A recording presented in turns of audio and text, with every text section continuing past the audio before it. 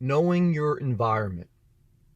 Knowing your environment and knowing yourself, and then putting yourself in the environment that best plays to your strengths and personalities. That's key. So what I did this morning was I researched what is the warmest, on average, what is the warmest state in the United States of America. For year-round temperature, the warmest is Florida. What state in the United States of America has the most sunshine percentage-wise on average throughout the year? Southern California, California specifically. So Florida actually ranks the 5th sunniest state on average for year-round, even though they're called the Sunshine State.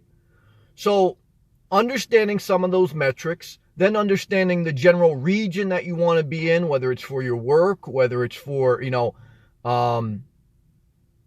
geographical reasons, whatever they may be. You want to be by the Atlantic Ocean, you want to be by the Pacific Ocean, you want to be in the mountains, you want to be on flat land. Considering all factors, put yourself in that environment as much as possible. Don't get caught in your bubble. For years, I grew up in New Jersey, and they said, oh, you don't want to go into New York City. It's too crowded. Then as I got older, I went into New York City. I spent a lot of time in there, and it was a great experience. Now, it wasn't truly for me. And part of the reason I'm sharing this video, too, is because what I've learned, especially for me, but it applies to everyone, is the amount of sunlight you get affects your mental well-being. The amount of heat you get affects your mental and physical well-being. Extreme cold weather is not good for most people on average in the winter, specifically not for some. And that's why you hear a lot of older people say this cold weather isn't for me. Now, again, I'm speaking in general terms, but I'm saying, too, as I've gotten older, I've learned myself. I like it hot, and I like the sunshine. I mean, as I make this video, it's like 60 degrees and sunny. I'm about to start to take this off as it gets hotter here. I'm making this in Florida. And, sometimes, people that have lived in Florida for a long time say, man, it's cold.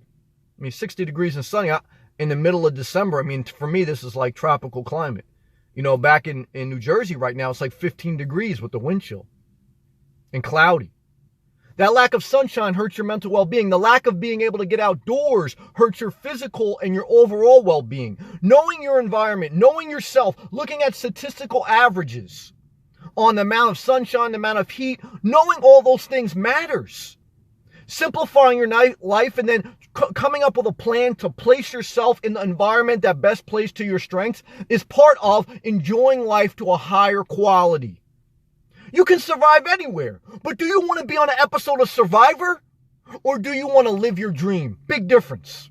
You can survive in Minnesota, you can survive in Alaska, but do you want to? Now, to be fair, some people want to. Some people want to live in Alaska. Some people want to live in Minnesota. So it's no disrespect to any one place. My purpose of making this video is know that knowledge of yourself and of an environment and what best plays to you and speaks to you. Then put yourself in the environment that best inspires you as much as possible. You may not be able to do that right away, but this is a key thing that I'm homing in on, is I'm realizing and I'm making steps in my life. Put yourself in the environment that speaks to your inspiration and it gets you excited about life.